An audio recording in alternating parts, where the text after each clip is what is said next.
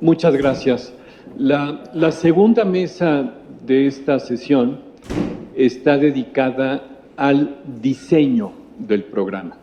Como ustedes saben, el programa Progresa tuvo un periodo previo, tanto de diseño como de pilotaje, que es algo que posteriormente se ha hecho menos, curiosamente. Se hizo, con el Seguro Popular sí se hizo, pero con otros programas no se ha hecho en México. Y esto no le quita controversialidad al diseño del programa, probablemente al revés, más bien define una línea sobre la cual el programa terminó operando y no otras. Y en segundo lugar, el otro tema de esta mesa es algo que empezó a abordarse en la mesa anterior, pero que aquí es explícito, que es la contribución de este programa al conjunto de la estrategia de desarrollo social. Es decir, no únicamente la coherencia interna, sino la coherencia externa o no del programa. Y para eso tenemos, ya Chele dijo que era un fantástico y excelente panel el anterior, entonces yo no puedo decir menos que eso, Chele. Este es un panel fantástico, excelente, de personas con muchísima experiencia en este programa. Vamos a empezar con Evelyn Rodríguez y voy a hacer una breve presentación de cada uno de los panelistas, que es maestra en políticas públicas por la Universidad de Harvard y, como queda muy claro en el texto, participó tanto en la etapa de diseño del programa como en la primera etapa de operación del programa, sobre todo desde la Secretaría de Hacienda. Tuvo mucho que ver con la normatividad en materia de transparencia y con la forma en que se diseñaron las evaluaciones, las primeras evaluaciones del programa. Máximo Ernesto Jaramillo es director de Información y Estadística de lo que antes llamábamos Evalúa DF, Evalúa de la Ciudad de México.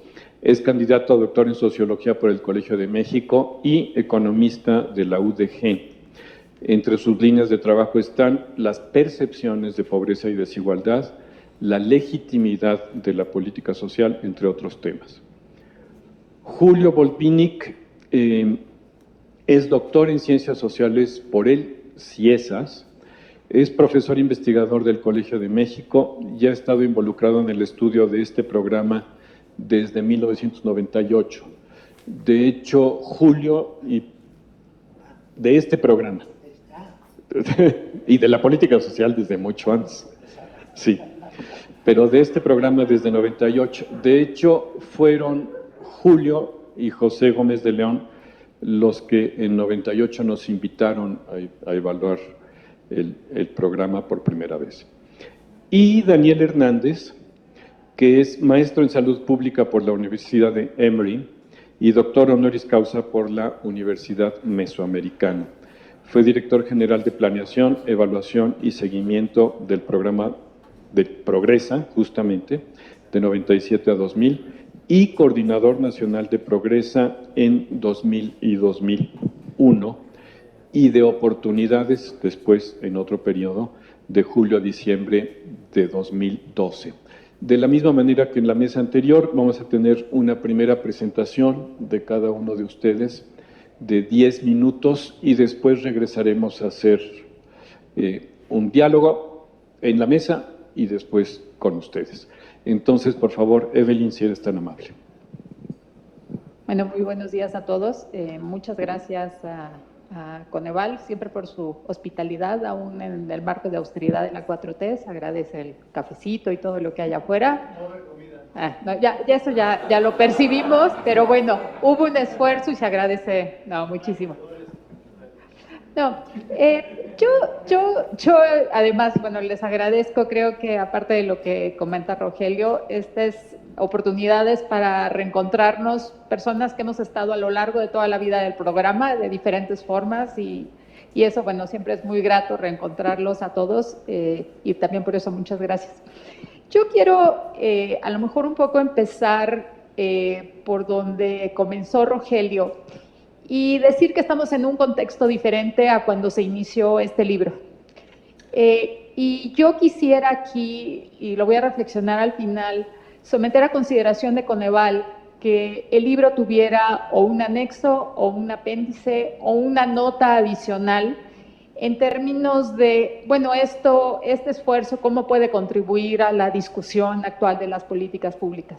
Y eso, bueno, lo quiero someter porque creo que el contexto es diferente y más allá de solamente tener una discusión entre nosotros, pues podría ser relevante agregarle un apéndice porque, bueno, el contexto ha cambiado diametralmente de cuando se empezó. Y yo, bueno, yo modifiqué un poco los programas que Janet amablemente me envió, un poco reflexionando en el contexto actual y un poco basado en la misma reflexión que tiene Rogelio. Yo creo que entre todos, más allá de nuestras grandes diferencias o casi todos, compartimos un poco la tristeza por la forma de la terminación del programa. Pero bueno, yo las reflexiones para las cuales parto en mi presentación y voy a tratar de ser, apegarme a mi tiempo es, bueno, ¿qué hemos aprendido? ¿Qué podemos aprender del proceso de diseño y implementación? ¿Qué logró Progresa y qué retos subsisten? Pero también cuáles son algunos posibles efectos de la desaparición de Progresa, que creo que también deberían de estar en el foco de la atención y ser parte a lo mejor de esta reflexión que tenga el libro. Perdón. Algunos de los elementos que, bueno, yo he señalado muchas veces y me voy a ir muy rápido para poder reflexionar sobre qué retos subsisten y si hemos aprendido o no, de por qué Progresa fue novedoso. Bueno, ya hemos platicado del proceso de diseño basado en análisis y evidencia de una forma muy explícita y clara. El proceso mismo del diseño y las características de operación, ¿no? Este proceso de complementariedad, de entrega de recursos a mujeres, corresponsabilidad, la parte de incentivos, de forma muy importante, la parte de evaluación. Ustedes recordarán, Progresa fue el primer programa al cual se le estableció que la evaluación fuera pública y fuera obligatoria, por primera vez en México. Los asuntos de transparencia y mecánica de operación, el arreglo institucional del cual ya se habló en la mesa pasada. Esto de que Progresa no es una política ni un programa principal, y que debe existir una estrategia de política de combate a la pobreza clara y pública. Este asunto de que los programas no pueden ser un add-on ni solamente un programa adicional, sino tienen que ser transformaciones cuando se muda la política. El siguiente es,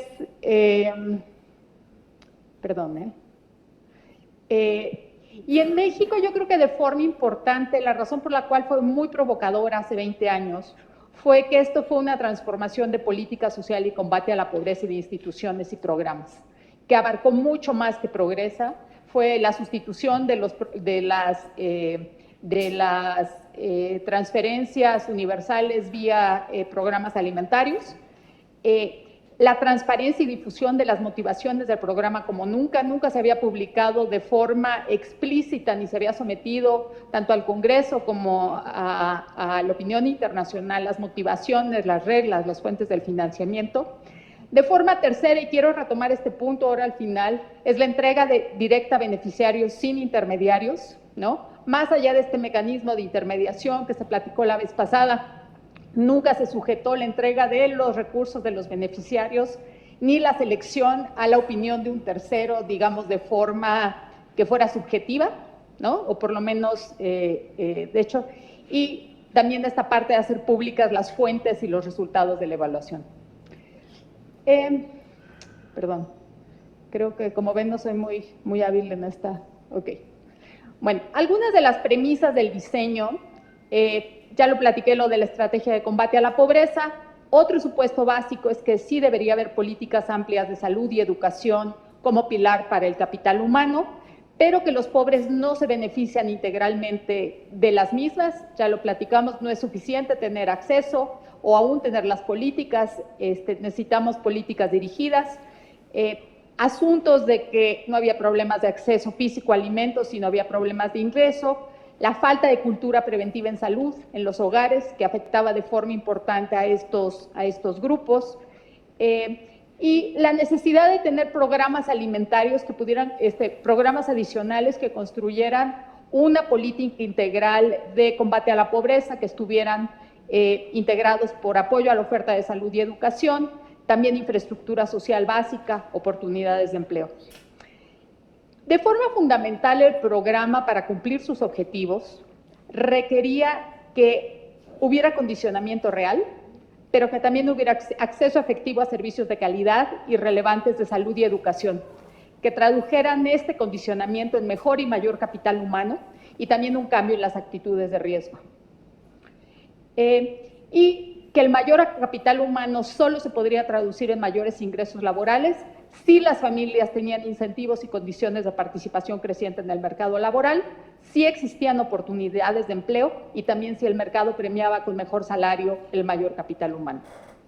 También se planteó desde muy el inicio que el esquema de focalización pudiera ser usado por otros programas, ¿no? Y como parte de la estrategia, y también que el esquema institucional permitiría mejor toma de decisiones, mejor coordinación, mayores contrapesos y resolver y detectar problemas de operación de forma rápida.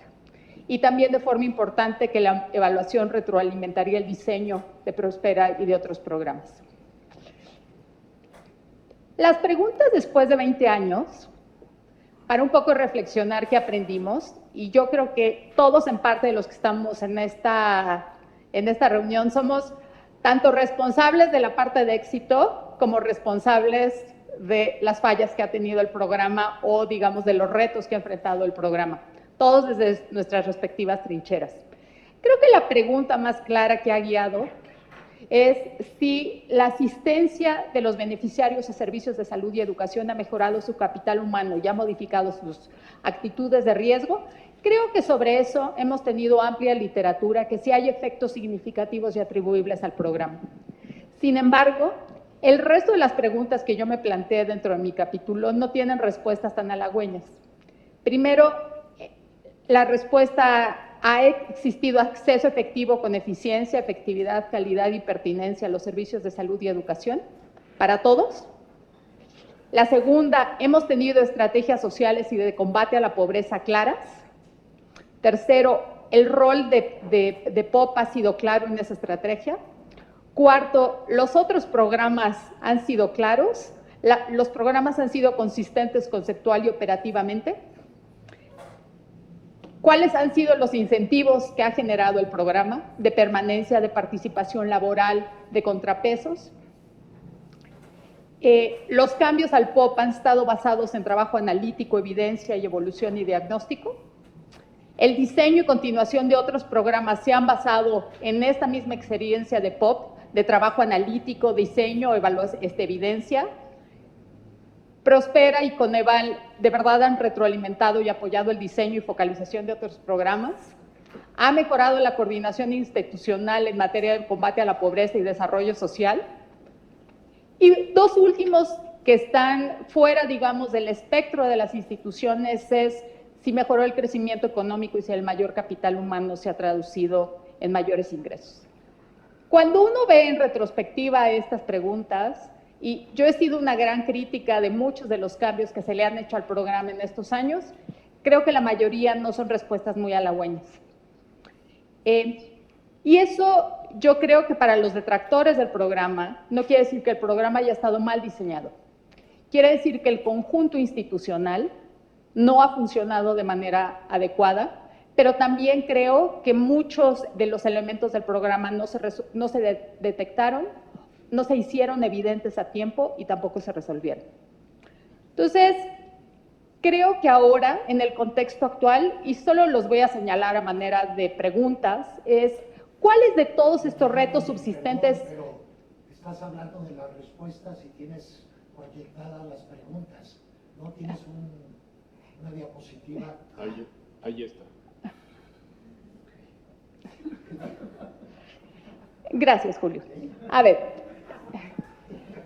ahora, dado el contexto actual, desde mi punto de vista, ¿cuáles serían 4 preguntas relevantes? ¿Cuáles son los retos subsistentes de ingreso, salud y educación que buscaba el programa para mejorar el capital humano de los pobres, que están siendo o no abordados por los programas actuales? El segundo es si el proceso de diseño, implementación, transparencia, evaluación de los nuevos programas considera lo aprendido por Progreso y por Coneval o no. El tercero es los efectos que tiene la desaparición de Prospera. Hemos hablado más de los nuevos programas, menos de los efectos que va a tener también sobre un programa continuado, sobre un gran número de población, los efectos de desaparición. Y por último es una reflexión de por qué no hubo una defensa pública de Prospera, de la magnitud que tuvo la de estancias infantiles, siendo en términos de magnitud, efecto y extensión mucho menor. Y planteo como preguntas y los principales cambios que creo que podríamos abordar en la discusión para tener una discusión más objetiva es cuáles son los cambios en los objetivos de los programas. Ha habido un cambio sustancial en los objetivos de los programas de la nueva administración, en objetivos, en población beneficiaria, en transferencias, tanto de montos, tipos de apoyo, destinatarios, formas de distribución. Aquí yo solo quiero señalar en algunas cosas puntuales que esto tendrá cambios importantes sobre el rol de las mujeres, cambios en la estructura de poder dentro de los hogares, destino del gasto, incentivos, mercados rurales. ¿Cuál es el efecto de la eliminación de la condicionalidad a salud y educación? También, y aunque no está ligado a Prosperas, pero sí del cambio, la eliminación del programa de empleo temporal, que atendía un problema de pobreza coyuntural, y cuáles son los mecanismos del gobierno actual para atender la pobreza. Tomo un minuto más.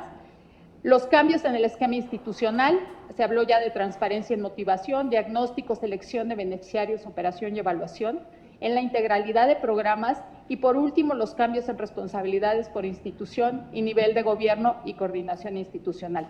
Termino solo con un señalamiento de por qué no tuvo Prospera una defensa igual que estancias infantiles. Y yo creo que es parte del éxito, en parte de Prospera. Prospera no es un programa corporativo. La entrega directa a los beneficiarios señala que no tenemos coaliciones de beneficiarios ni organizaciones o grupos organizados de beneficiarios que pudieran hacer esa defensa.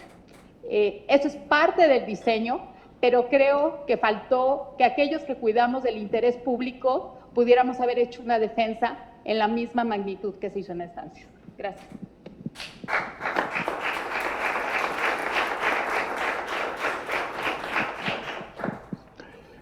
Muchas gracias, Evelyn. Y vamos a pasar entonces al capítulo de Enrique Valencia y Máximo Jaramillo, que nos va a exponer Máximo. Muchas gracias. Agradezco la invitación a... Sí. Agradezco la invitación a Coneval. Enrique Valencia manda sus saludos. Yo estoy presente como autor tanto en este capítulo como en el capítulo con Julia, entonces parece un poco tramposo que yo voy a exponer, al final de cuentas, reflexiones principalmente de lo que hicimos con Enrique y yo, pero de repente pueden ser algunas cosas de lo que hice con Julio y con Araceli. Pero bueno, me voy a ceñir realmente a las preguntas que nos hicieron, ¿no? ¿En qué medida el POP cumplió los objetivos para los cuales fue creado? Voy a decir algunos resultados positivos, de los cuales ya Evelyn abundó en algunos. Tal vez a lo mejor voy a enfatizar un poco más los resultados negativos.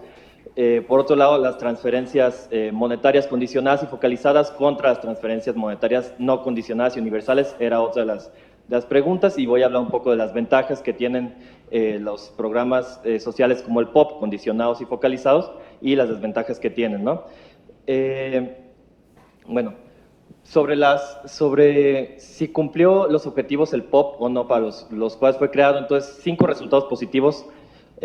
Bueno, voy a apuntar en 5 puntos nada más. El aumento del capital humano, como ya lo dijo Evelyn, en educación, nutrición y salud está aprobado. Eso no hay duda. La ENSANUD permite hacer muchos cálculos al respecto. JPAL ha hecho muchos randomized control trials que muestran cómo ha subido los años de educación, ¿no? si esto tuvo un aumento en los ingresos o si esto tuvo un aumento en movilidad social, como lo ha investigado Ileana, bueno, es otra cosa, ¿no? Pero el aumento del capital humano sí es un hecho. La disminución de la intensidad de la pobreza es también otro hecho. La intensidad de la pobreza sí disminuye con el POP. Ahorita hablamos del headcount. Y bueno, incorporó a población que antes estaba excluida de cualquier manera de protección social mínima o de cualquier programa social, sin tomar en cuenta los subsidios a la oferta, ¿no? Que era el paradigma de política social que existía antes de todos los cambios con el POP. Bueno, entonces, eso lo pueden encontrar en el artículo de Enrique y mío, cómo antes la seguridad social, IMSS, ISSSTE, las pensiones, etcétera, estaban totalmente inclinadas a las poblaciones urbanas y a los deciles o quintiles más altos de ingreso, y cómo lo que hace cómo lo que hace el POP y todos los programas sociales que se empezaron a articular en ese momento, programas sociales minimalistas y muy acotados, empiezan a incorporar a personas de ingresos más bajos y de poblaciones rurales que antes estaban excluidas, ¿no? Ese es un gran avance. Que esto sea igualitario a cómo está todo el sistema de protección social para los que tienen trabajo o para los de ingresos altos es totalmente incuestionable, que no es equiparable, ¿no? Pero al final de cuentas hubo algo que antes no había. Otro punto importante es que al final de cuentas el POP se convirtió en un importante componente del ingreso de los hogares más pobres. Es decir, para el decil más pobre, para el 10% más pobre, el POP representa un cuarto del 25% de sus ingresos. O sea, pensar que hay una política social que sostiene el 24% de los ingresos de los más pobres y que además es un ingreso que mal que bien era constante, que no es como en la mayoría, en muchos de los casos de los hogares más pobres, un ingreso que es estacional o que va y viene, eso también es innegable y es una gran ayuda, un gran beneficio del POP. Otra cosa que tal vez no se tome mucho en cuenta aquí es cómo, pues decimos, pasamos de un paradigma anterior donde eran subsidios a la oferta a un paradigma de subsidios, más bien no de subsidios, de transferencias a la demanda, ¿no? Entonces, ¿cómo esto antes era impensable? O sea, al final de cuentas, el POP, 20 años después, podemos creer que ayudó de cierta manera parcialmente a construir la legitimidad de hacer transferencias monetarias directas a las personas más pobres, lo cual antes era impensable, ¿no? O sea, aun cuando todavía sigue siendo cuestionable hoy, de eso voy a hablar al final de cuentas ya la población sabe que el gobierno entrega dinero directamente, lo cual antes no sucedía, ¿no? Esto sin desafiar la narrativa meritocrática en la preferencia, ¿no? O sea, desafiar la narrativa meritocrática en la percepción. Dice, hay desigualdad de oportunidades, por eso el nombre del programa cambia oportunidades en su segunda fase, pero no toca la narrativa meritocrática en lo que debería ser, ¿no? Hay que igualar oportunidades y la desigualdad de resultados ya será otra cosa. Bueno, resultados negativos. Tengo que ir más rápido porque llevo 5 minutos. 5 puntos muy rápidos es... Ya lo saben todos y está en nuestro capítulo, no logró disminuir la incidencia de la pobreza en el largo plazo. No hay un contrafactual para saber si sin el POP sería más alta la pobreza, seguramente sí, si lo quitamos de los hogares más pobres, pues sube la pobreza, pero bueno, al final de cuentas, la pobreza ahorita por ingresos al menos es la misma, ¿no? que en 1992. El programa, otro aspecto negativo es que fue perdiendo progresividad, progresivamente fue perdiendo efectividad, es decir, bajó la progresividad cuando uno saca el coeficiente de concentración, que lo tengo acá, bueno, fue bajando, creo que era de .30 y algo, a menos .30 y algo, a menos .20 y tantos, fue disminuyendo la progresividad. ¿Por qué? Porque está incorporando a hogares que tenían una menor intensidad de la pobreza, ¿no? Otro problema es que el monto en términos reales, tanto presupuestal como de la transferencia, cayó. Desde 2010 el monto presupuestal se mantuvo en 0.4% del PIB y también la transferencia promedio por hogar, por persona, fue disminuyendo al punto de que ahora, antes de que se cerrara, era una transferencia diaria por persona de 7 pesos. Entonces, pensar que era suficiente, más bien es obvio pensar que es insuficiente una transferencia de 7 pesos diaria por persona, ¿no? Bueno, aquí está lo de la progresividad. Otra cosa es que no cubrió suficientemente a los hogares en pobreza extrema, y ahorita voy a hablar más adelante un poco de la focalización, pero sobre todo por las condicionalidades, porque al final de cuentas se pedía que las localidades tuvieran o por más pequeñas que fueran, tenían que tener o acceso a clínicas de salud o a escuelas. Por eso luego surgió el PAL, por eso luego se pegó con el POP. De cualquier manera, era una carencia del POP. Otro problema es lo que ya dijeron hace rato, se utilizó de manera clientelar, más aún en el último gobierno, y eso, al menos si no hay pruebas fehacientes, hay muchas pistas que dicen que así pasó. Otro problema del POP es que por las condicionalidades, por la focalización a la pobreza extrema, generó estigma en los beneficiarios del programa, lo cual claramente no ocurría antes con los subsidios a la oferta, porque ahorita se subsidia la gasolina y nadie estigmatiza a quienes usan más gasolina y reciben una mayor transferencia por ese subsidio, pero sí se estigmatiza, lo traigo en la presentación, igual luego se los pase, pueden encontrar una página en Facebook que se llama Lady Prospera, que habla de un montón de críticas a las beneficiarias de Prospera, que porque tienen muchos hijos, que porque solo van a los centros de salud para cumplir, pero no les interesan sus hijos, una serie de estigmatizaciones a los beneficiarios. Bueno, entonces, los 3 minutos que me quedan, ¿cuáles son las ventajas de las transferencias monetarias condicionadas frente a las transferencias monetarias no condicionadas y universales? Yo había puesto dos puntos de ventajas y 5 puntos de desventajas. Entonces, los 2 de ventajas, los digo muy rápido, es menor costo. Por ejemplo, calculé cuál es el costo de disminuir actualmente 1 centésima del Gini según programas sociales, ¿no? Diferentes programas sociales. Al POP le cuesta 70,000 millones de pesos disminuir 1 centésima del Gini, que parece poco por cómo funciona el POP, pero por ejemplo, un UBI que estuviera dirigido, que estuviera con un monto de línea de bienestar mínimo rural, le tomaría 1.2 billones disminuir 1 centésima del Gini. ¿Por qué? Porque no está pensado para eso, ¿no? Pero al final de cuentas es más costo eficiente, que es el otro punto que tenía, es más costo eficiente que un programa de pobreza extrema ataque a la pobreza que uno universal, y eso es innegable, al menos en cuanto a su costo, ¿no? Ahora, las desventajas que tienen los programas de transferencias monetarias condicionadas frente a los que son universales y no condicionados. Bueno, el primero es que parte de una visión negativa de la pobreza, donde responsabiliza al individuo y genera estigmatización, ya lo mencioné antes, sobre todo en la parte de focalización y condicionalidades. El segundo es que etiqueta a los pobres extremos, los identifica, los etiqueta, y aparte a los merecedores, pobres extremos y merecedores, ¿no? Es decir, infringe la dignidad de los individuos y genera mayor estratificación, tanto en la percepción como en los hechos en lo que pueden acceder las personas. Por otro lado, no parte de un enfoque de derechos que tiene que ver con lo anterior, es decir, las condicionalidades son un proceso de disciplinamiento y si no se disciplinan, pues no se les da transferencia, es decir, supone que hay que enseñarles a pescar a los pobres, ¿no? Cuando realmente no es necesariamente que sea así, o sea, supone que hay que obligarlos a ir a la escuela y hay que obligarlos a ir al centro de salud para que realmente lo hagan y no piensan que realmente es una falta de oferta, ¿no? Y otros 2 puntos, las condicionalidades son inadecuadas, las personas en pobreza extrema son las que menos pueden cumplir estas condicionalidades. Y algo que iba a decir sobre la focalización ya es algo que en muchos organismos internacionales se dice que es algo que se debe superar.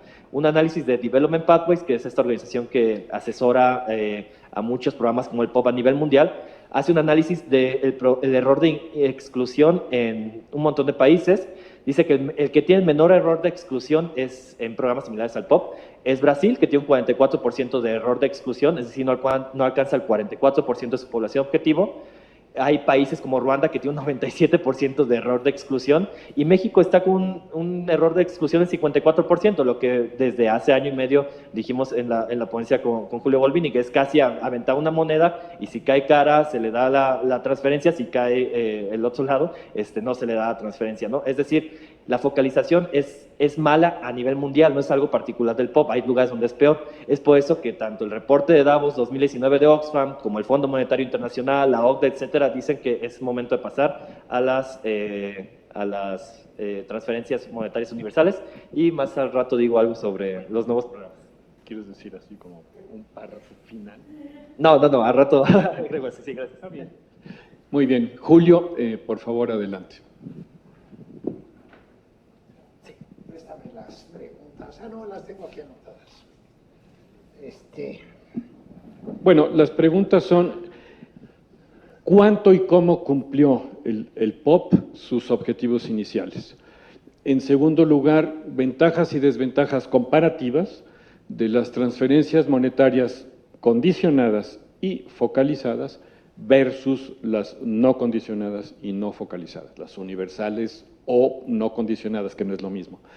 Y en tercer lugar, hasta qué punto los supuestos originales del programa de 1997 siguen siendo válidos hoy para el combate a la pobreza. Perdón, no las había leído, pero estas son las preguntas que orientaron a los que ahora proponen. Bueno, yo pensaba leer la introducción del capítulo que escribimos con Araceli Damián y Máximo Jaramillo, pero la verdad, hablar mal del muerto es pura crítica. Es difícil encontrar, en mi opinión, cosas buenas, logros auténticos del POP. Lo que parecía logros, más años en la escuela, más niños con primaria completa y secundaria completa, etcétera. Después se descubrió que no sabían leer y escribir esos egresados, que su nivel educativo era bajísimo, que sus capacidades cognitivas habían aumentado.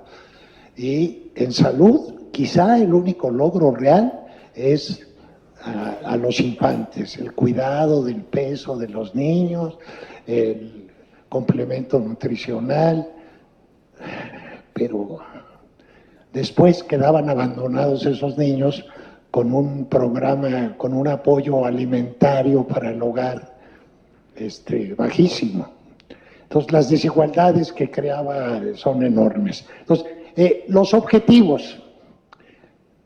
Hay una sección larga de nuestro capítulo que dice cuáles son los objetivos del POP. No hay acuerdo. En algunas declaraciones, en algunos documentos iniciales, se presentó al POP como con un solo objetivo: romper la transmisión intergeneracional de la pobreza. En mi opinión, ese es el objetivo auténtico del POP, porque por eso se dio, no por lo que digan. Los documentos del POP hablan de mejorar la nutrición y mejorar la educación y la salud, y son 7, 8 que se enumeran ahí en el trabajo, pero ¿es uno o es el otro? Cuando se cumplió 10 años el POP, se hizo una evaluación de si se había logrado el objetivo central de romper la transmisión intergeneracional de la pobreza, y la respuesta fue tajante: no se ha logrado.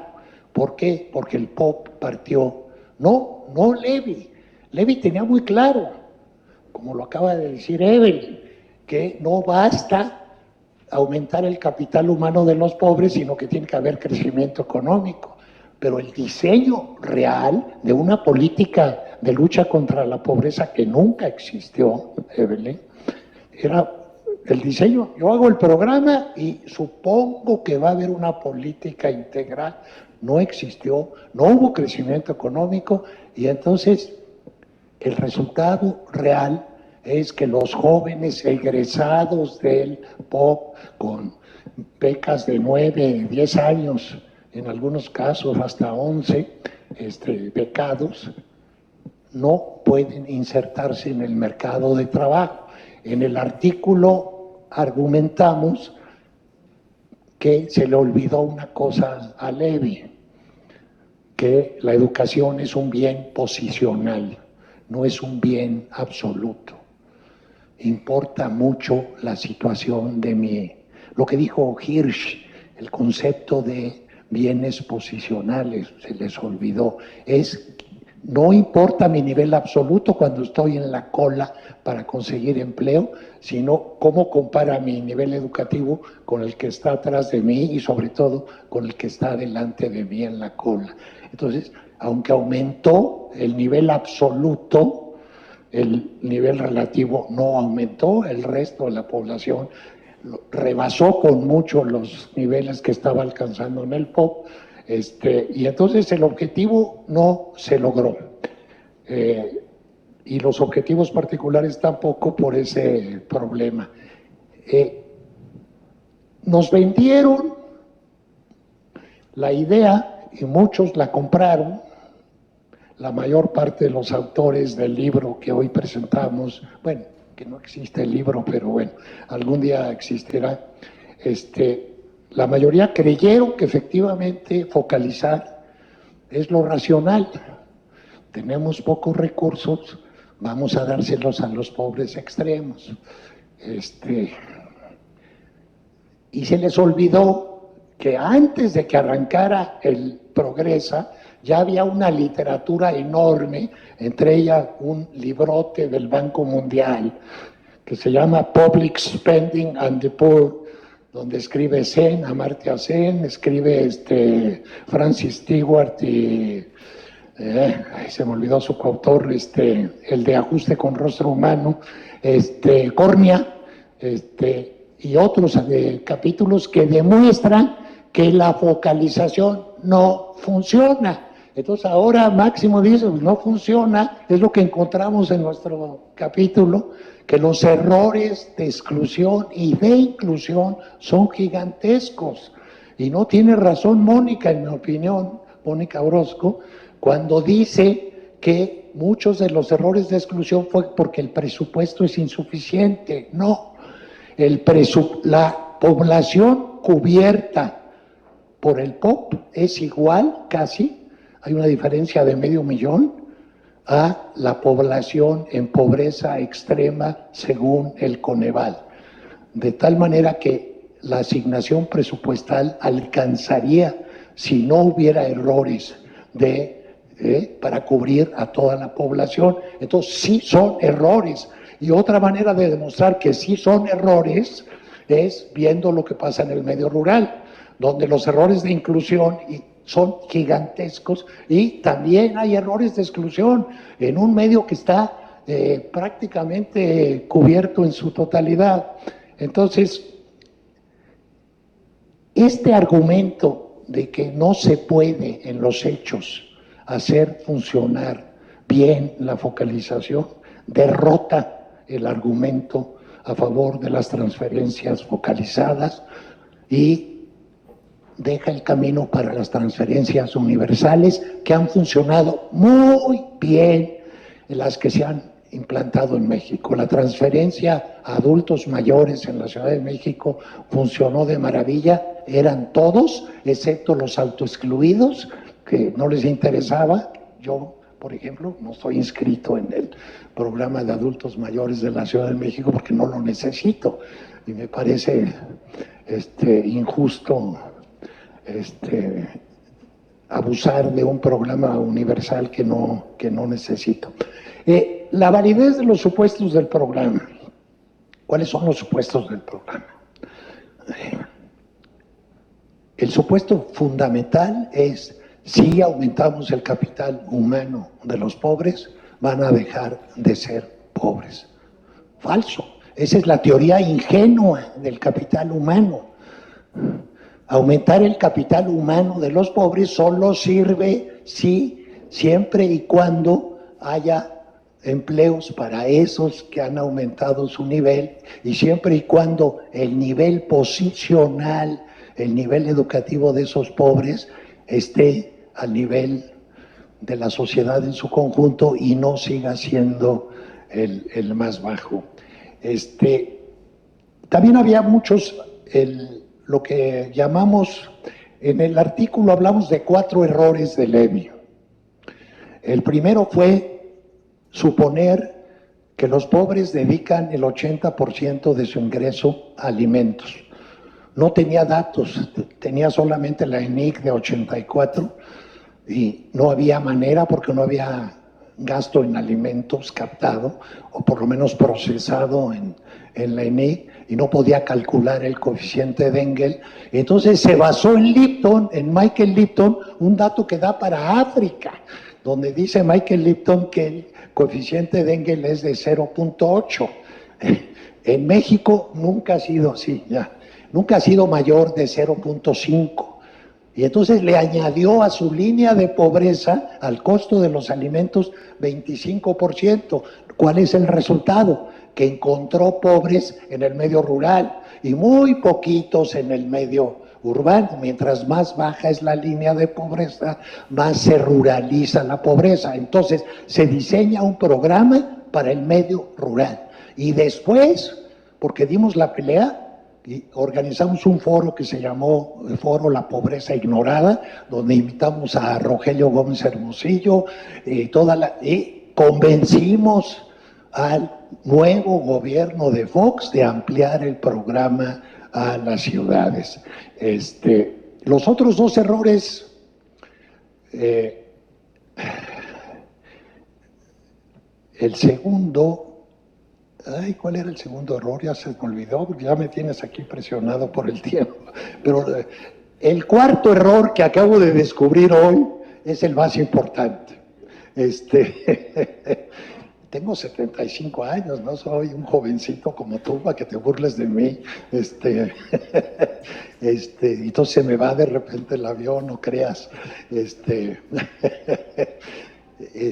El cuarto error es haber creído que no tenía que actuar por el lado de la oferta. Otra historia sería si hubieran dicho: vamos a mejorar las escuelas rurales, en serio, les vamos a duplicar y triplicar el presupuesto y vamos a ser responsable al Progresa del funcionamiento adecuado de las escuelas.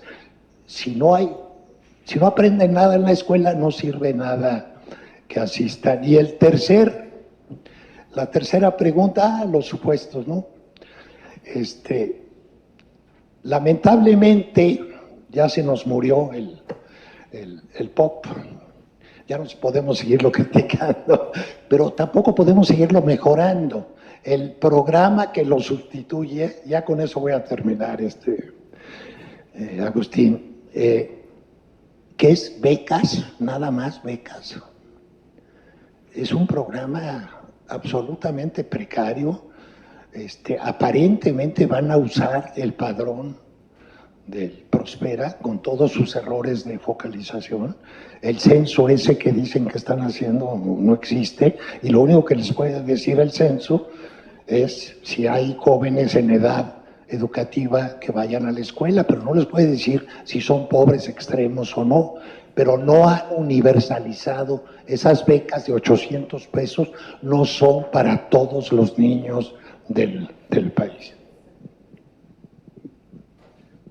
Muchas gracias, Julio, y con eso pasamos al cuarto ponente. Muchas gracias a ti. Gracias al Coneval por la invitación. Yo difiero de Rogelio, yo creo que es relevante esta discusión, porque por muchos años vamos a seguir analizando este programa. Es una cuestión del conocimiento y creo que no está mal seguir acumulando conocimiento. Quizá hoy en día no esté tan valorado, pero volverá a ser valorado. Simpáticamente, la cuarta transformación dice que viene después de la tercera. Y la tercera, si entiendo bien, es el cardenismo. Y la institución fundamental del cardenismo, además de Pemex, es el Instituto Politécnico Nacional. ¿Alguien se acuerda de cuál es el lema del Politécnico Nacional? La técnica al servicio de la patria. Espero que todos los que estamos aquí, además de nuestros privilegios, sigamos aplicando la técnica al servicio de la patria, la que nos toque atender. Creo que es muy importante también, y en eso sí coincido con Rogelio, cambiar un poco nuestra actitud. Porque todos los que hemos estado aquí, y todos son mis cuates, hemos tenido una sonrisa cuando oímos la cruzada contra el hambre. Nos reímos. Todos nos reímos. ¡Ay, qué simpática ocurrencia de Rosario! ¿Sí? O cuando el gobierno del presidente Fox se le ocurrió echar a andar una cosa que se llamaba enciclomedia. Y todos nos reímos. ¡Ah, qué buena idea! ¿Sí? Es una ocurrencia, va a pasar. Bueno, ya estamos viendo que los pasos hacen daño. Chiquito, mediano o grande, pero hacen daño.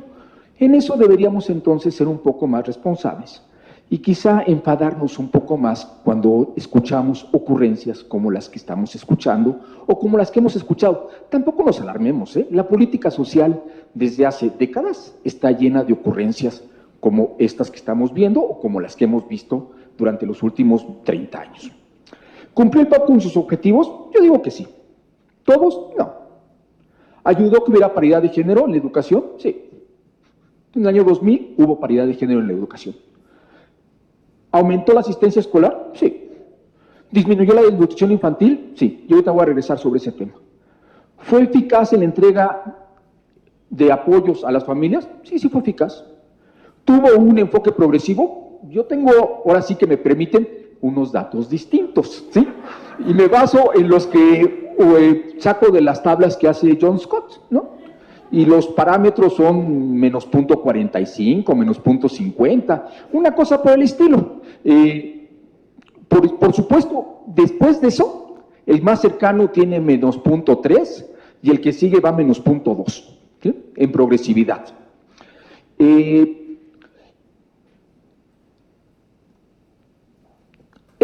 ¿Ha sido estudiado y evaluado? Sí.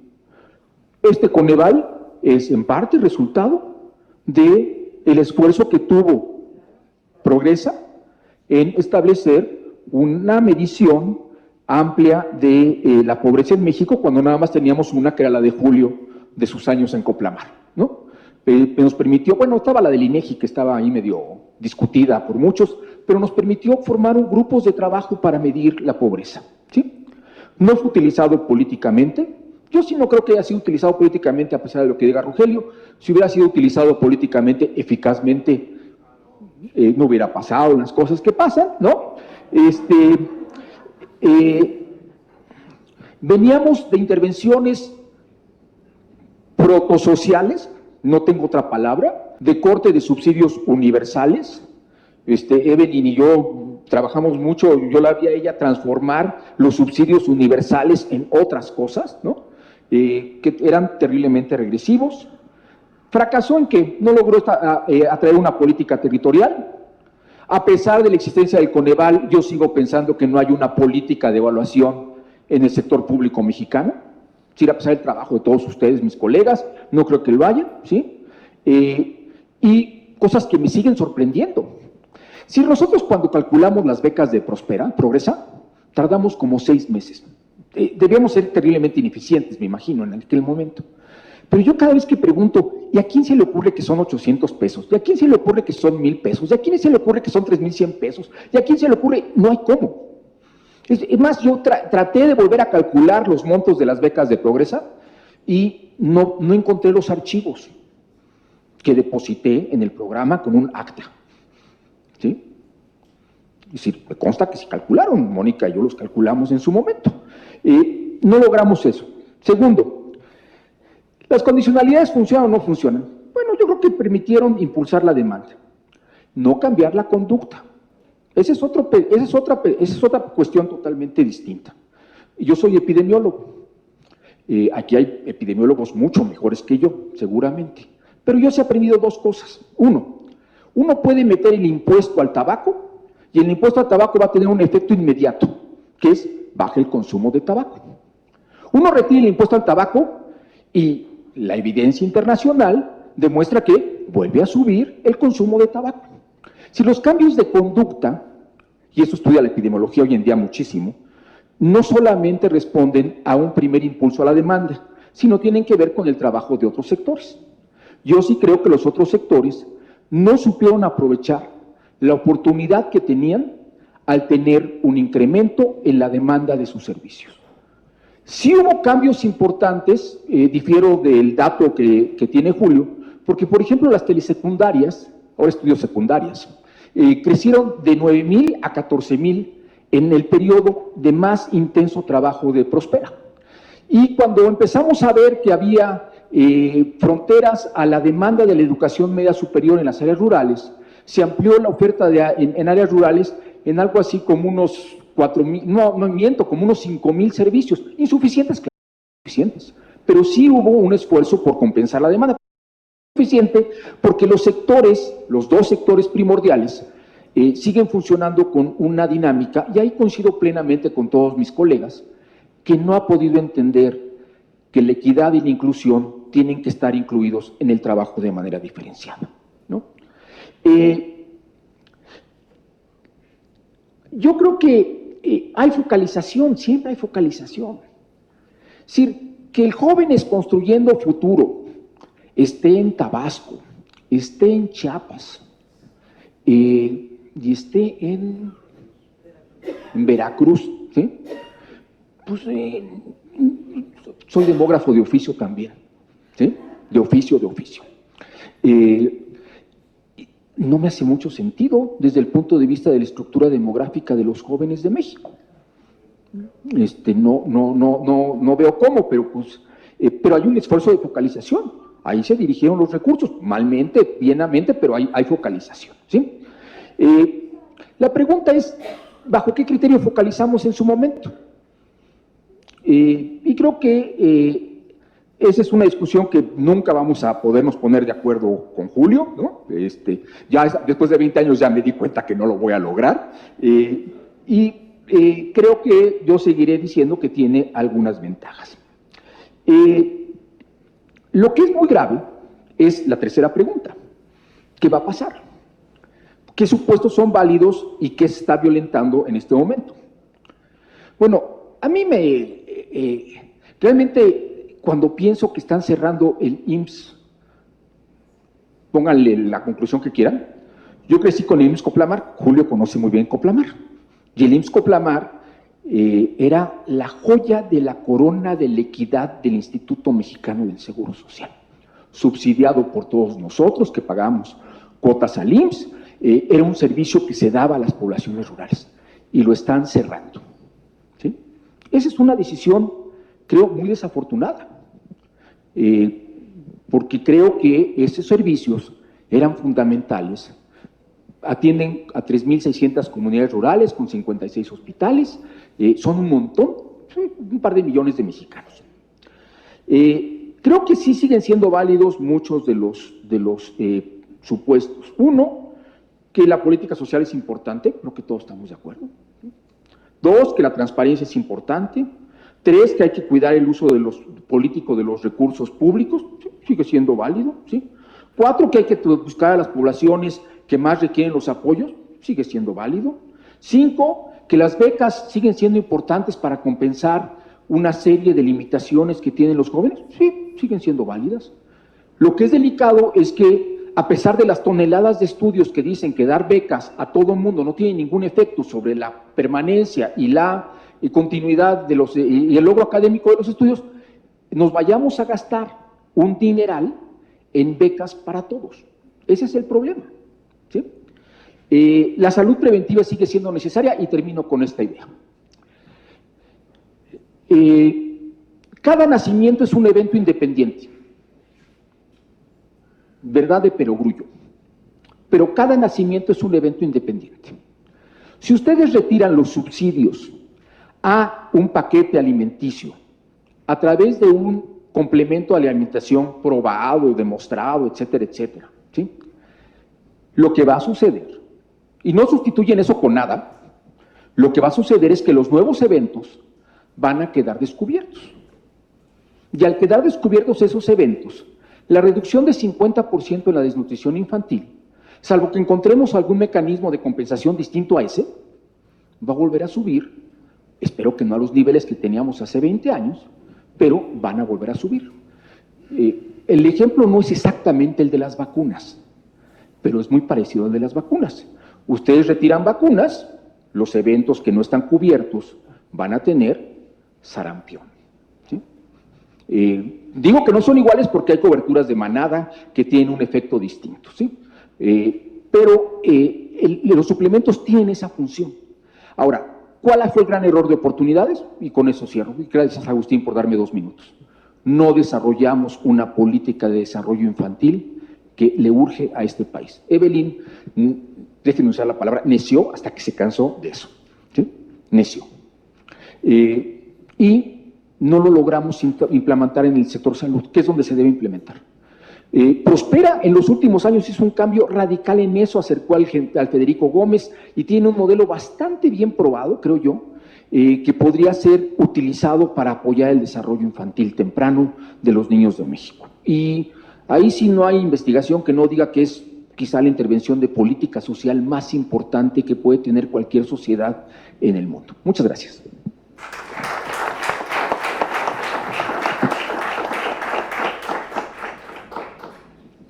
Agradezco las 4 participaciones, pero ya a estas alturas del día, y es relativamente temprano, empiezo a percibir o a sentir algo. Es decir, Coneval sin duda fue creado para evaluar, para decir, y no son nada más los programas, es la política de desarrollo social de México, para hablar de eso.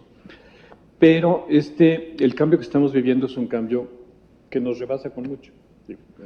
La presencia de ustedes es un excelente indicador de esto, pero también el hecho de que no haya un diálogo detallado sobre estos puntos con quienes están tomando las decisiones.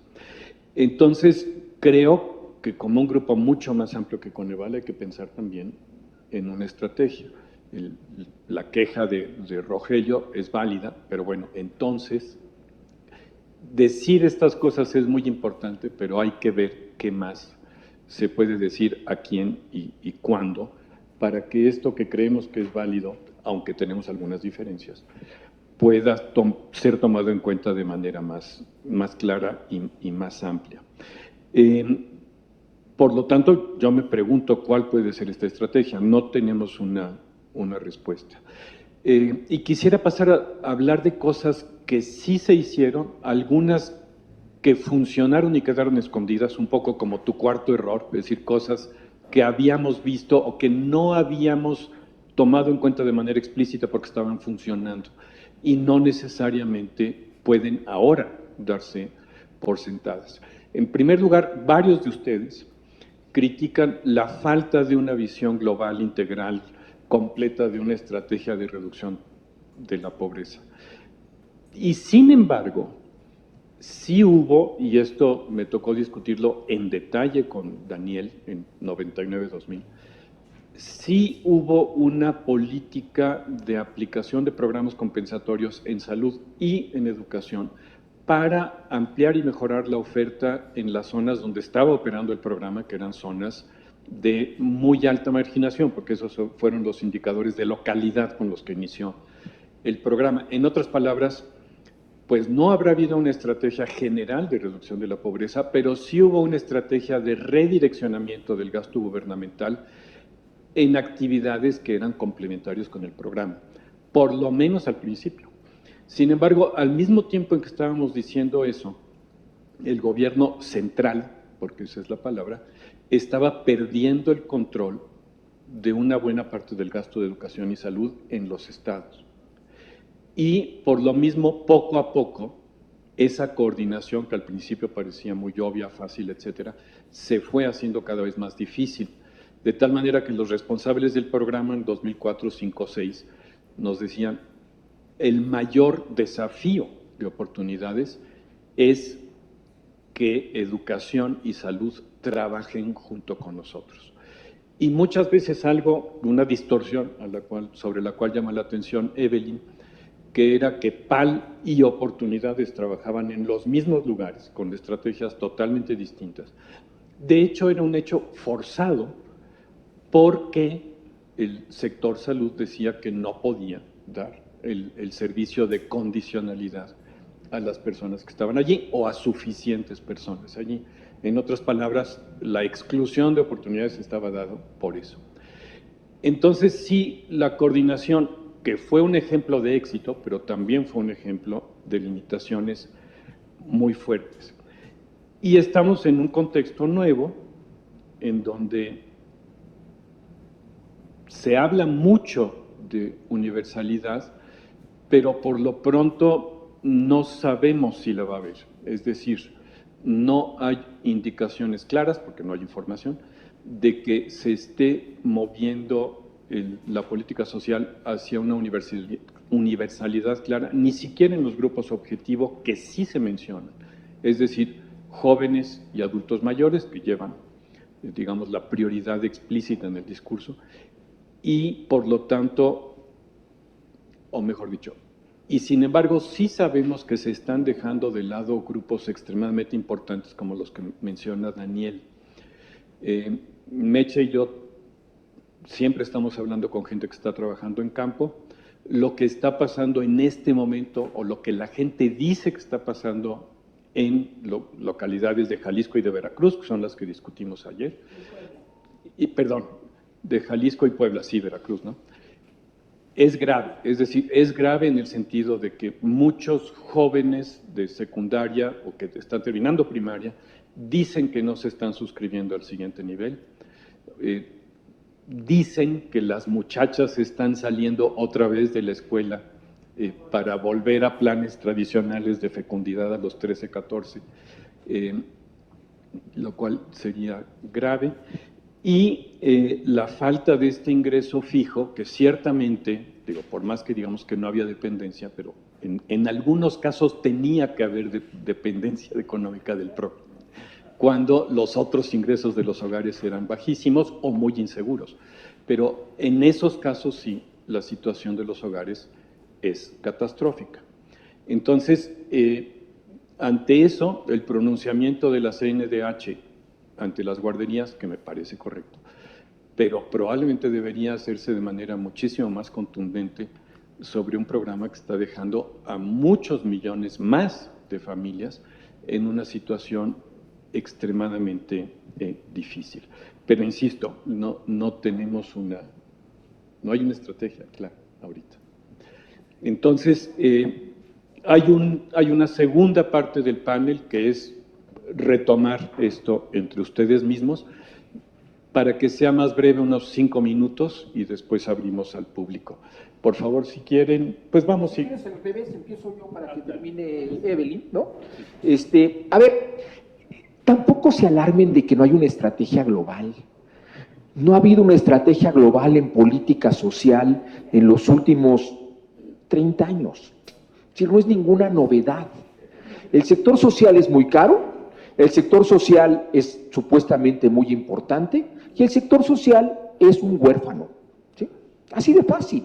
Yo he estado cerca del sector social los últimos 30 años, vivo frustrado, muy probablemente, porque no se logró tener una estrategia global de política. Entonces, esa no me apura.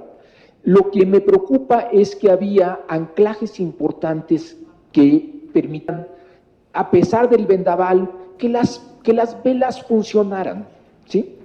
Hoy en día yo veo, este es uno de los anclajes.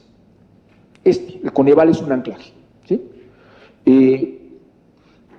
Diconsa y Liconsa son emblemáticos.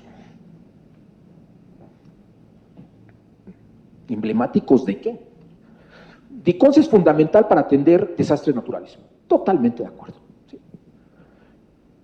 Si a alguien le preocupa la regresividad, ve a los beneficiarios de Liconsa.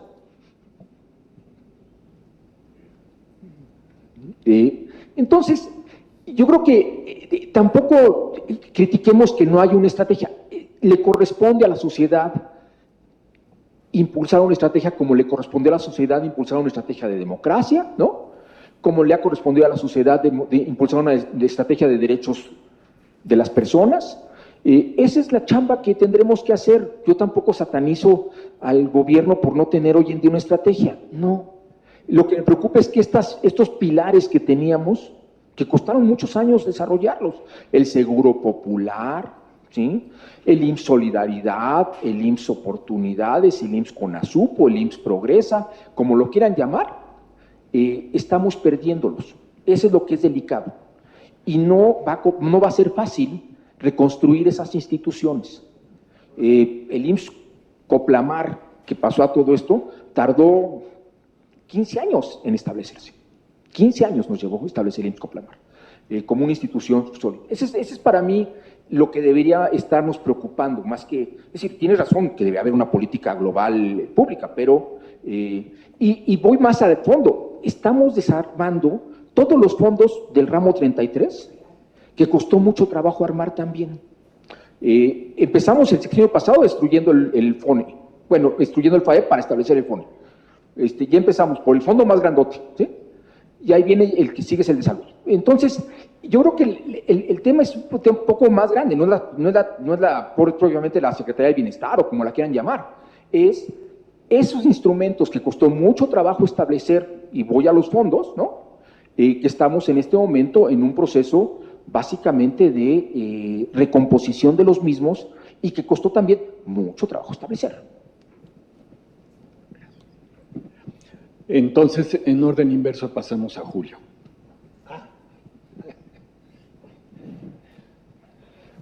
Bueno, a ver, ¿por qué no hablamos del futuro? Ya el muerto está enterrado y sepultado, y ya pasó el novenario, ya rezamos, ya hicimos el duelo, y yo me dedico a criticar las cosas que está haciendo Andrés Manuel López Obrador en mi columna de la jornada. Me pregunto qué va a hacer el Coneval.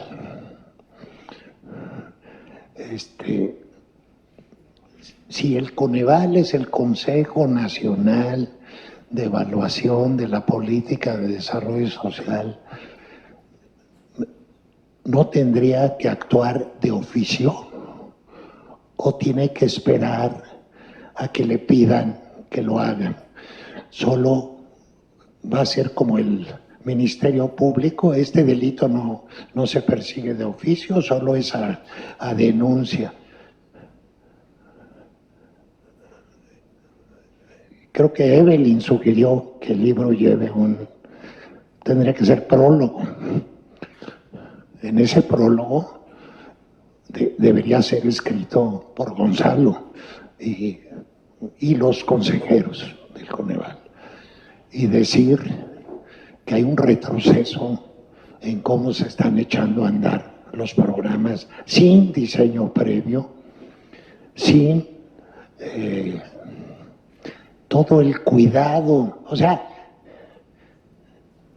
el Progresa yo lo he criticado muchísimo, pero sí reconozco que creó una nueva cultura de cómo se deben hacer los programas, esa incorporación de la evaluación forzosa, el manejo de los padrones, la transparencia, todo eso que ahora parece que se está.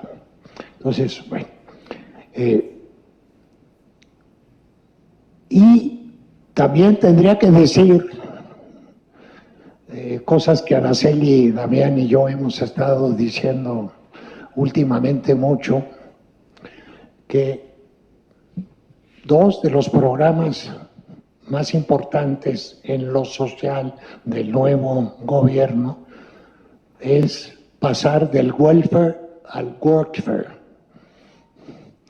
Sembrando Vida es pagarle a los campesinos para trabajar en un trabajo diseñado centralmente. Tú vas a hacer esto y esto, tu parcela tiene que ser de tantas hectáreas, 2.5, y vas a sembrar árboles maderables, frutables, y vas a usar la semilla que yo te diga, etcétera. Es decir, eso es workfare. Es lo más regresivo de cuando empezó el desmantelamiento del estado de bienestar, lo más regresivo que se usó en Estados Unidos, Gran Bretaña y otros países. Y el otro programa, el de los jóvenes aprendices, pues es un workfare disfrazado. Dice que son aprendices y dice que lo que les dan es beca, y en realidad es un subsidio a los empresarios para que contraten mano de obra gratuita. Eso es lo que es el Jóvenes Construyendo el Futuro, y están hablando de que ya tienen una cobertura de 2.3 millones. no es muy creíble, pero es el discurso que trae Luisa María Alcalde. Entonces, ¿cómo? Ya saben que no he sido muy amable con el Coneval en todos estos años, he criticado muy severamente lo que hacen, sobre todo la medición de la pobreza, pero siento que es un momento en que hay que hacer un frente amplio y decirle no se pueden hacer las cosas así. Lo del Plan Nacional de Desarrollo es el colmo. Hay dos planes nacionales, uno hecho por Hacienda y otro redactado por alguien ahí cercano al presidente. El cercano al presidente es una retórica muy ambiciosa, sin metas, sin indicadores, no se puede evaluar. El Plan Nacional de Desarrollo, según la ley de planeación, tiene que ser evaluable y tiene que evaluarse año con año. Y el otro es un plan hecho por Ursúa y sus muchachos, que es un desastre, donde uno ve las metas y dice, meta en materia sanitaria, bajar del 56% de carentes al 54.5%. Le estoy dando el ejemplo que me acuerdo, pero así están casi todas las metas. Entonces, hay una descomposición y hay un ataque a los académicos y a los intelectuales. Están proponiendo desaparecer el SNI.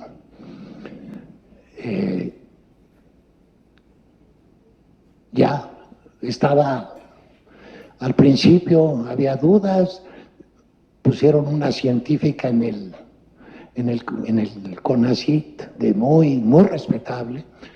Sin embargo, el subsecretario de Educación Superior acaba de declarar que los académicos somos privilegiados porque tenemos el SNI y que tenemos que ser proletarios y vivir en la austeridad, como la gente que trabaja en el gobierno.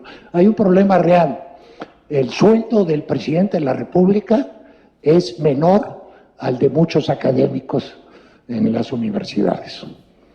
Un profesor de la UAM del más alto nivel gana 120,000 pesos al mes. Y si incluye uno el SNI, gana 150. En el colegio, oye, los que tienen más antigüedad y tienen más están en casi igual nivel. Entonces, nos hemos vuelto privilegiados los académicos y nos van a dar de golpes. Bueno, ya reflexioné sobre el futuro, espero que no se pongan a llorar de nuevo, porque todavía no enterramos a los académicos, pero estamos muy cerca de hacerlo. Sobre todo los centros de investigación. Gracias, Julio. Sí, depende. Hay grandes diferencias en lo que está pasando en el sector académico.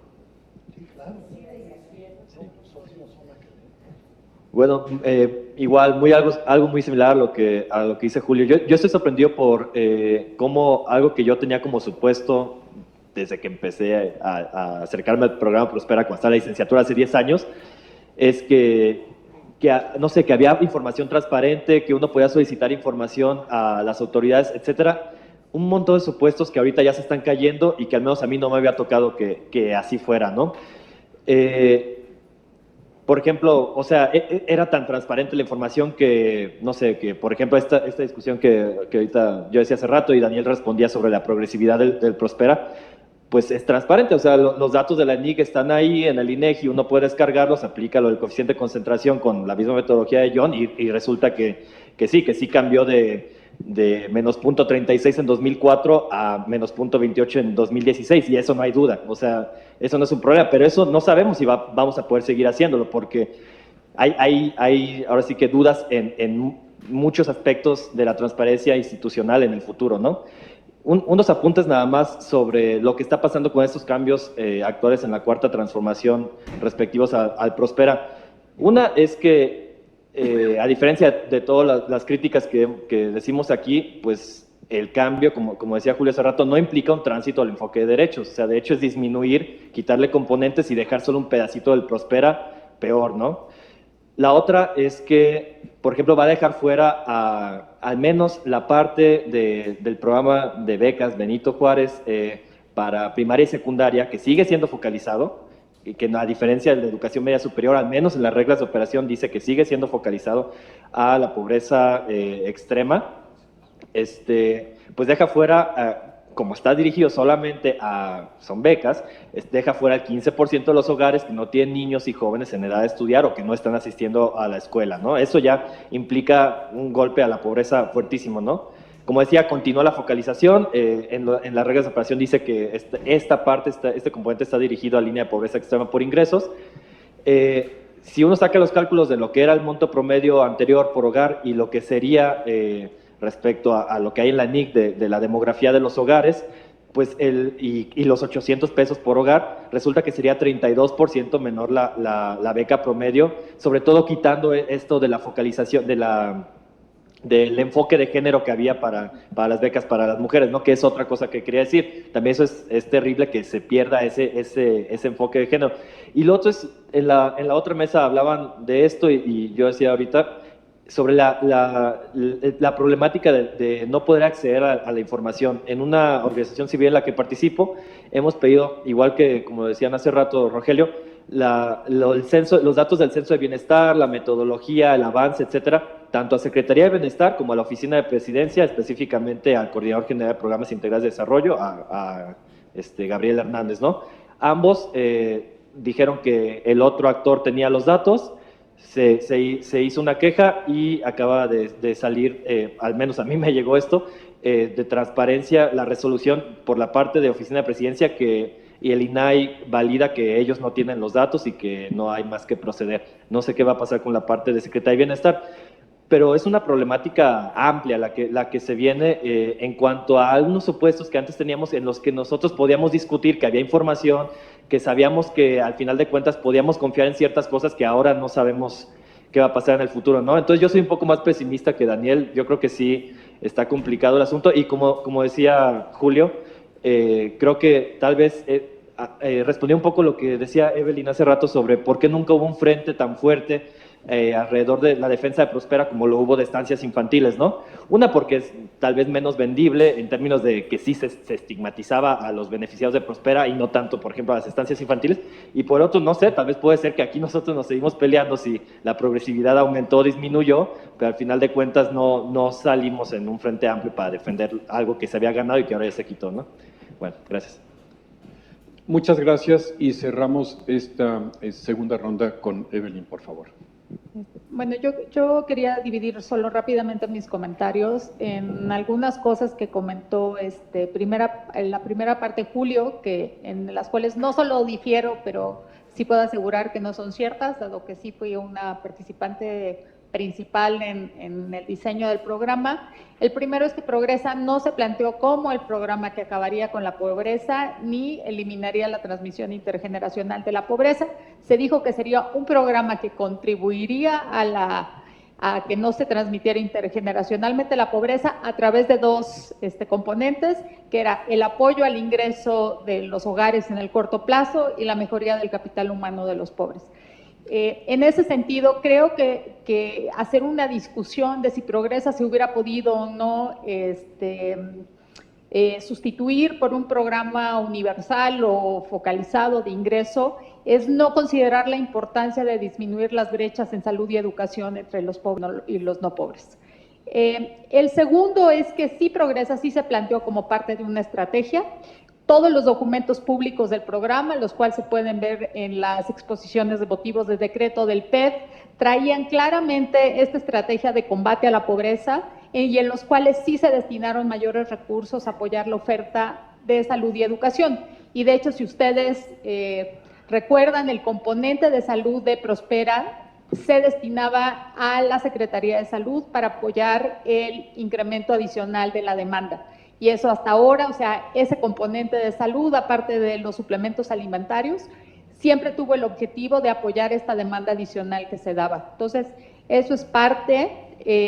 Y también lo cierto es que en la misma época, y bueno, pues porque no es parte de, porque Progresa no se planteó como la estrategia, se crearon otros programas como el programa de empleo temporal, se hicieron toda una serie nuevas de estrategias de financiamiento a las mujeres, para atender otro tipo de programas y problemáticas. Entonces creo que una cosa que siempre he enfatizado en el análisis de las políticas públicas es que las políticas públicas no se deben analizar nunca aisladas, siempre se debe hacer como el análisis horizontal de todas las políticas para entender realmente qué está pasando en el conjunto. Quiero pasar ahora a la segunda parte, que es algunos de los cambios. Y perdón, tampoco se planteó que fuera solo en las zonas rurales. Sí difiero que el resultado del crecimiento en las zonas rurales haya sido una presión de las organizaciones civiles. De hecho, el piloto de Progresa se hizo en Campeche, como ustedes recordarán, en una zona urbana. La decisión del presidente Zedillo era que empezáramos por las zonas en las cuales no había ninguna cobertura de programas sociales, que eran en las zonas rurales más pobres, y de hecho se empezó en las zonas más difíciles de implementación, y que eran las más lejanas y comunidades cercanas. Entonces, creo que era importante ponerlo. Quiero a lo mejor hacer unos señalamientos con respecto a los cambios, y algunos cambios que a mí en lo personal, a lo mejor sin tener mucha información, me preocupan con respecto a qué viene con la desaparición de Progresa. Ya se habló mucho de la falta de transparencia de la operación de los programas, de selección de beneficiarios, objetivos, etcétera, que tiene que ver con la parte institucional. Creo que una parte muy importante, y aquí ojalá que también con la nueva ENIC se puedan hacer algunos resultados, va a ser un poco difícil, pero sería importante generar, es que va a haber cambios en la cobertura, los cuales no conocemos bien porque no sabemos cuál es el proceso de selección de los nuevos beneficiarios, que van a tener efectos importantes sobre el ingreso de los pobres, sobre su nivel de consumo y también sobre los incentivos. Creo que sí es un punto central que deberíamos entender mejor de qué pasa con la desaparición de Progresa en el conjunto de esta gran masa de beneficiarios que teníamos. El segundo es cambio en los objetivos del programa y, al parecer, una ausencia de abordaje e interés por los retos de los pobres en indicadores de salud y educación. No se ha planteado, más allá de los componentes, qué pasa con estos retos que son muy importantes. Yo he estudiado mucho el tema de salud. A mí también me preocupa la desaparición de IMSS Prospera. IMSS Prospera, IMSS Bienestar, parte de su éxito de funcionamiento está basado en que su estructura, parte del costo de su estructura está financiada por IMSS régimen ordinario. Entonces, no es solo una estructura en sí misma, sino es que está apoyada por toda la estructura del IMSS. Cuando la pasen a un instituto nuevo, no va a tener ni la misma estructura de financiamiento ni las mismas posibilidades, y hay una serie de subsidios cruzados muy importantes entre el régimen ordinario e IMSS oportunidades. Y hay unos retos en salud que son muy importantes, que además no solamente son retos, por supuesto, para toda la población, pero también a la población pobre por la incidencia, que tampoco tenemos estrategias, pero que se mantiene la coexistencia de desnutrición con sobrepeso y obesidad. Aun cuando hoy en día se habla mucho de sobrepeso y obesidad, seguimos teniendo coexistencia de desnutrición en las mismas poblaciones pobres, con elementos importantes, que ha sido una discusión también ligada a lo de suplementos, que también ahora se retiran, ¿no? Sin que quede claro qué pasa con esa parte. Problemas importantes de anemia generalizados, ¿no? En muchas poblaciones, que también podrían tener un efecto importante derivado del retiro de los suplementos. Todo lo que sean enfermedades crónicas, multimorbilidad en los adultos mayores, ¿no? Yo fui una de las personas que nunca estuve de acuerdo en que se quitara la condicionalidad en adultos mayores por la creciente multimorbilidad que estamos teniendo, para lo cual va a ser un costo social y para los hogares y las familias fundamental, que tampoco estamos valuando, y también el crecimiento de adicciones, violencia, enfermedades sexuales y embarazo de adolescentes. Entonces, creo que mi pregunta que yo planteé es, ¿cuáles son los retos que quería abordar Prospera? ¿Cuáles son los retos que enfrentó el programa? Y creo que una reflexión importante de estas circunstancias son las políticas y el diseño actual están abordando esas problemáticas, alguien las está recuperando, o vamos a generar unos vacíos de atención y unas problemáticas mayores hasta hoy en las familias beneficiarias. Y termino con también una preocupación, que es la desaparición del programa de empleo temporal. Más allá de sus imperfecciones, no hay en la coyuntura, de mi entendimiento de las políticas actuales, ningún programa que atenda problemas coyunturales de pobreza, ¿no? Situaciones particulares en desastres naturales, entre las épocas de cosecha y plantío, entonces esa también es un vacío en términos de quién va a atender o con qué mecanismos se van a atender estos problemas particulares. Y el último que yo pondría también como una consideración son los problemas de incentivos de los nuevos programas. Como lo comentó Daniel, cuando se hizo esta gran discusión por meses sobre las becas de Progresa se diseñaron en función de cuántos hijos de las familias pobres trabajaban y de los que trabajaban cuánto ingreso traían y qué nivel de beca le tendríamos que poner para desincentivar que los hijos se salieran de la escuela para trabajar. Con todas nuestras diferencias, ese fue el criterio de fijación de las becas. Hoy en día no queda claro de estos nuevos programas en base a que se fijan las becas y los incentivos que pueden generar de incorporación o deserción escolar. Y eso creo que también es importante considerarlo para ver cuáles van a ser los resultados a futuro. Y yo no sé cuál va a ser la consideración de evaluación de los nuevos programas, ¿no? Y cuál va a ser eso, pero creo que sería importante que tuvieran la misma rigurosidad, ¿no? En términos de transparencia en selección de beneficiarios, ¿no? En objetivos claros, en cuáles son los resultados que se piensan alcanzar en mediano y largo plazo, y que también todos los resultados de estos puedan ser replicables por cualquier organización, académico, estudiante de fuera. Gracias.